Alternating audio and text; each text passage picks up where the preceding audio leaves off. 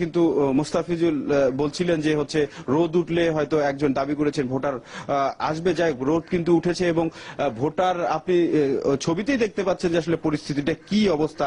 এবং এরপরে যার ভোট কেন্দ্রের যদি দিকে আমি যদি নিয়ে যাই যেখানে বুথ করা হয়েছে, এর আগে কিন্তু অনেকগুলো নির্বাচনে আমরা আমাদের এই সংবাদ মাধ্যম থেকে কিন্তু আমরা প্রচার করেছি, সচরাচর যেসব চিত্র দেখা যায় বুথে সেই চিত্রটা কিন্তু নাই। আমি যদি আরেকটু সামনে নিয়ে যাই আপনাকে, একজন ভোটার অনেকক্ষণ পরে আসলে এখানে একজন ভোটার এসেছেন কিনা আমি নিশ্চিত না।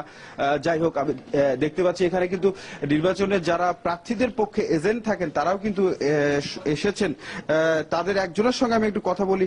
আপনি তো প্রার্থীর পক্ষে এজেন্ট হিসেবে কাজ করছেন, আচ্ছা পোলিং অফিসার হিসাবে কাজ করছেন। যাই হোক, তার মানে আপনি তো বলতে পারবেন আসলে পরিস্থিতিটা কিরকম ভোট হচ্ছে আসলে? না, আসলে সকাল থেকে আবহাওয়া খারাপ ছিল, এই কারণে হয়তো বা ভোটার উপস্থিতি খুবই কম ছিল। এখানে 4টা ভোট কাউন্ট হয়েছে,